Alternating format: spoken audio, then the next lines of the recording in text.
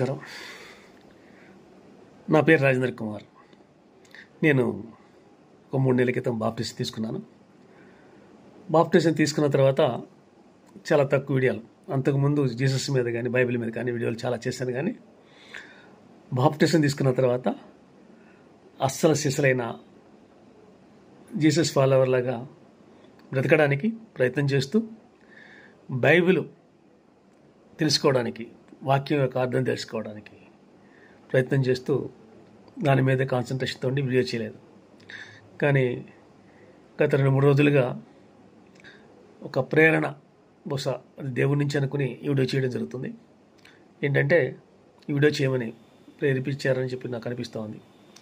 ఈ మధ్య చాలామంది మరి రాజ్ ప్రకాష్ పాల్ అనే ఒక దైవజనుడి గురించి ట్రోలింగ్, ఆయన చేసే పద్ధతి కరెక్ట్ కాదని చెప్పేసి ట్రోలింగ్ చేస్తూ ఉన్నారు. ఆ తర్వాత ఆయన్ని సమర్థిస్తూ ఆయన ఒక చిన్న దాని గురించే మీరు మాట్లాడుతున్నారు, కానీ ఆయన ఎంతోమంది యువకుల్ని దేవుని వైపు నడిపిస్తున్నాడు. అది మీకు ఎందుకు కనపడట్లేదు అని కిరణ్ పాల్ గారు, ఇంకొక దైవజనుడు, ఆయన సమర్థిస్తూ ఒక వీడియో చేస్తే ఆయన మీద కూడా ట్రోలింగ్. పైగా మీరంటే మాకు చాలా గౌరవం, మీరు అతన్ని సమర్థించి మీరు మా గౌరవం పోగొట్టుకోకండి అని మళ్ళీ ఈయన మీద ట్రోలింగ్. సోదరిమని, ఒక్క చిన్న విషయం, మీ గౌరవం నిజమైన దైవజనుడికి కావాలా? నిజంగా జీసస్ ఫాలో అయ్యే వాళ్ళు ఎవ్వరు కూడా మీ యొక్క గౌరవం, మీ మెప్పు, అసలు మీ మెప్పు కోసం చూడవాళ్ళు. వారికి కావాల్సింది ఆ పెద్ద ఆయన జీసస్ మెప్పు కావాలి. కానీ ప్రజల మెప్పు, మన మెప్పు ఎంత? మనం అప్పుడే దేవుడు అంటాం, అప్పుడే దెయ్యం అనేస్తాం. మీకు చాలామందికి తెలుసు కదా, మదర్ తెరిసాని ఆల్మోస్ట్ చాలామంది, ఈవెన్ హిందువులు, క్రైస్తవులు, ముస్లింలకు అందరూ ఒక దేవత అనుకున్నారు. కానీ మళ్ళీ ఇప్పుడు ఈ మధ్యకాలంలో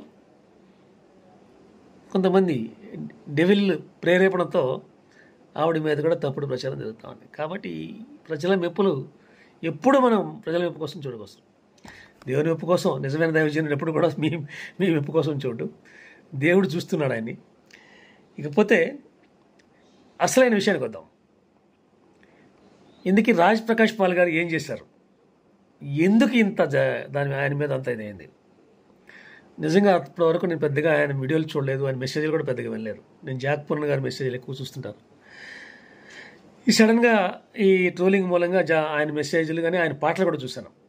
ఆయన పాటలు చూసినప్పుడు అద్భుతమైన పాటలు, అద్భుతమైన మ్యూజిక్.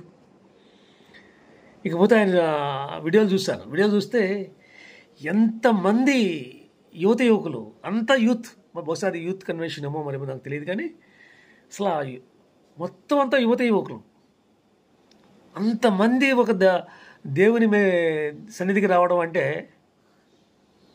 హ్యాట్సప్. అంతమందిని అక్కడ పట్టుకొచ్చారు. పట్టుకొచ్చి బురదలో పట్టుకొచ్చారు. అరే బురద, ఏం బురద అండి? వాళ్ళు పాడుతున్న దేవుని పాటలేనా, వేరే ఇంకేమైనా పాటలు పాడుతున్నారా? సినిమా పాటలు పాడుతున్నారా? దేవుని పాటలే పాడుతున్నారు. సినిమా మ్యూజిక్ లాగా మీకు అనిపించింది? దేవునికి మనం గొప్పగా సినిమా మ్యూజిక్ లాగా మనం అంతకన్నా అద్భుతంగా మనం మ్యూజిక్ పాడి మనం దేవుని పాటలు పాడటానికి లేదా? అసలు ఈ రోజున యువకులు ఎలా ఉన్నారో తెలుసా మీకు? భయంకరంగా ఉన్నారు. వాళ్ళు ఎలా ఉన్నారంటే పిచ్చి హ్యాబిట్స్, డర్టీ హ్యాబిట్స్, మత్తుకు బానిసలు అయిపోయారు. మందు తాగని పిల్లలు దొరకడం అంటే చాలా తక్కువ. ఆ మత్తు కూడా సరిపోక గంజాయి కోసం కూడా పరిగెడుతున్నారు. ఇప్పుడు ఒకటి కాదు, 2 కాదు. ఇక నీలి చిత్రాలు వాటి గురించి నేను మాట్లాడలేదు, మిగతా ఆ పనుల గురించి మాట్లాడలేదు. అధ్వానంగా తయారైపోయింది యువత. అలాంటి యువతని ఈయన సభకు తీసుకురావడమే నిజంగా ఆయనకి చేతులకు దండం పెట్టాలి. అంత వచ్చిన వాళ్ళు, అంత మంచి మ్యూజిక్ వస్తుంటే నాకే డ్యాన్స్ చేయాలనిపించింది. అరే డ్యాన్స్ అంటే ఇలాగే డ్యాన్స్ చేయాలా? ఇంకో రకంగా డ్యాన్స్ చేయకూడదా? ఏదో రకంగా డ్యాన్స్ చేస్తారు. వాళ్ళ మైండ్లో దేవుడినే తెలుసుకున్నారు కదా, దేవుడిని తలుచుకుని డాన్స్ చేశారు, పిచ్చి డాన్సులు చేశారు, ఏం చేశారు. ఆ టైంలో ఆ మైండ్లో దేవుడి మీద ఉన్నప్పుడు ఆ మ్యూజిక్కి వచ్చింది, స్టెప్లు వచ్చినాయి. దావీదు వలె నాట్యం చేయమని ఒక పాట ఉంది. ఆయన దావీదు ఎలా నాట్యం చేశాడో మనకు తెలియదు, ఇలాగే చేశాను ఉందా? ఇక్కడ మాట్లాడేటప్పుడు మనందరం హిపోక్రసీ కాదా? ఎందుకు హిపోక్రసీ అంటున్నానంటే, మనందరం నిజంగా ఆరాధిస్తున్నామా? ఎన్ని సంవత్సరాలుగా మనం చర్చిలకు వెళ్తున్నాం. చర్చిలో రిచువల్స్ కాదా మనం చేసేది ఆరాధన అంతా? ఆరాధన అంటే పెదవులతో మధురంగా పాడితే ఆరాధన, అద్భుతమైన సంగీతం కొడితే ఆరాధన. ఒక్కసారి ఆలోచించండి. తప్పము. దేవుడు కోరుకున్నది మన హృదయంతో దేవుని స్తుతించాలని కోరుకుంటున్నాడము. ఒక్కరోజు ఆదివారం వచ్చి మనం ఆరాధన చేశామని చెప్పేసి ఆరాధన మళ్ళీ అక్కడ కూడా పర్ఫెక్ట్ ఇలాగే ఉండాలి, ఇలా ఉండకూడదు. ఇలా ఎందుకు చేశారు, ఇలా ఎందుకు పాడారు? అపస్మృతులు. అరే హృదయంతో పాడండి. తప్పు పాడితే నువ్వేంటి, నీ గొంతు బాగుంటే ఆయనకి పట్టించుకుంటాడా నీ గొంతు నాటిని? లేకపోతే నీ స్వరం పట్టించుకుంటాడా? నీ హృదయం చూస్తాడు ఆయన. ఫ్రెండ్స్, ఇదంతా హిపోక్రసీ. ఏ టెంపుల్ అన్నా చూడండి, ఎక్కడన్నా చూడండి, ఎక్కడో ఒక చోట ఆరాధనలో దేవుడు ఉంటాడేమో కానీ చాలా చోట్ల సంగీతం రిచువల్ అయితే కనిపిస్తూ ఉంటుంది. మనం ఇలా చేస్తూ ఇంకొకళ్ళు విమర్శిస్తుంటాం. మనం వచ్చిన సమస్య ఏంటంటే మనం చాలా పవిత్రులము, మనం మిగతా అన్న టైంలో విమర్శిస్తుంటాం. దాన్నే హిపోక్రసీ అంటారు. మనం పవిత్రులను మనం భావించుకోవడం అనేది హిపోక్రసీ. అంతకుముందు జీసస్ కాలంలో ఉన్న సద్దుకాయలు పరిశీలన అంతా చేసింది అదే పని.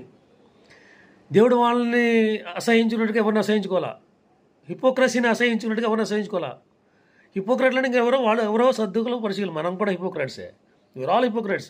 మేము చాలా మంచివాళ్ళం అనుకుని, మేము చేసేది కరెక్ట్ అనుకుని, అరే ప్రతి వాడిని, అరే ఆవిడ బొట్టు పెట్టుకుంది, ఆ డ్రెస్సులు ఏంటండి చర్చికి వచ్చేటప్పుడు, లేకపోతే ఇదేంటండి, అరే అవన్నీ మనకెందుకు? దేవుడు హృదయంతో ఉండాలని ఆ మాట మీరు చెప్తే చాలు. మిగతా విషయాలు విని మాట్లాడమన్నాడు దేవుడు మనల్ని. ఇతరుల గురించి తప్పుగా మాట్లాడమన్నాడా? వాళ్ళు ఏ డ్రెస్ వేసుకున్నా, వాళ్ళు ఏ పువ్వులు పెట్టుకున్నా, ఇవన్నీ అనవసరమా మనకి? బొట్టే పెట్టుకున్నా.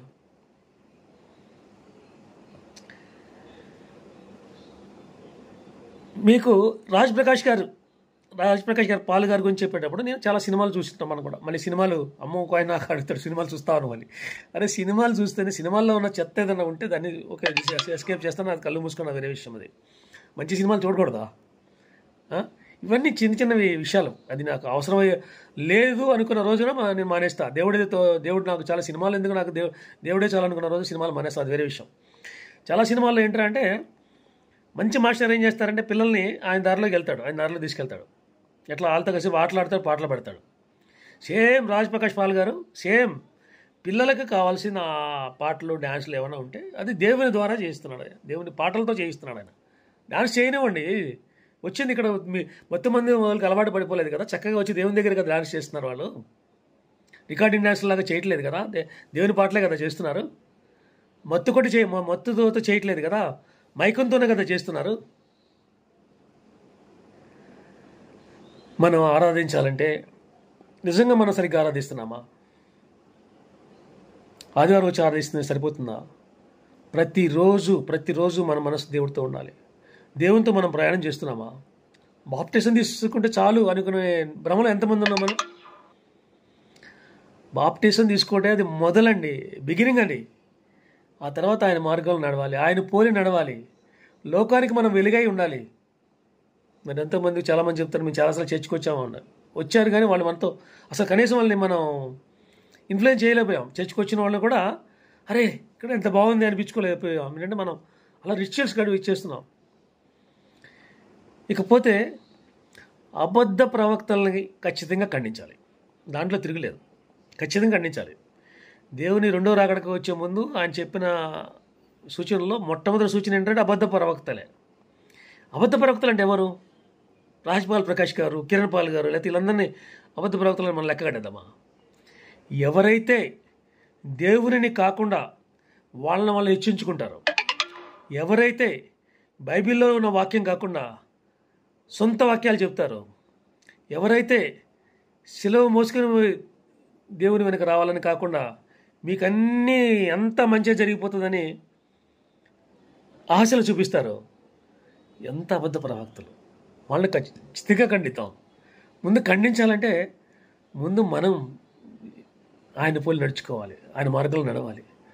7 రోజులు ఆదివారం ఒక్క పూట మనం వెళ్ళి మనం కరెక్ట్ అనుకుంటే కాదు, 7 రోజులు పూర్తిగా 7x24 దేవుని మన హృదయంలో నింపుకొని, అలాగే మన కంట్లో నలుసులు తీసుకుని, ఎందుకంటే మన కంట్లో నలుసులు తీసుకుంటే కదా ఎదురువాడి దగ్గర కనపడేది, ముందు మన కంట్లో నలుసు తీసుకుందాం. అలాగే జడ్జిమెంట్ కూడా పెద్ద ఆయనకి వదిలేద్దాం. ఈ వీడియో ఎవరినైనా నొప్పించుంటే క్షమించండి. నేను చిన్నగా అంటే జీసస్లో చాలా చిన్నవాడిని, జీసస్ మార్గంలోకి ఈ మధ్య వచ్చాను.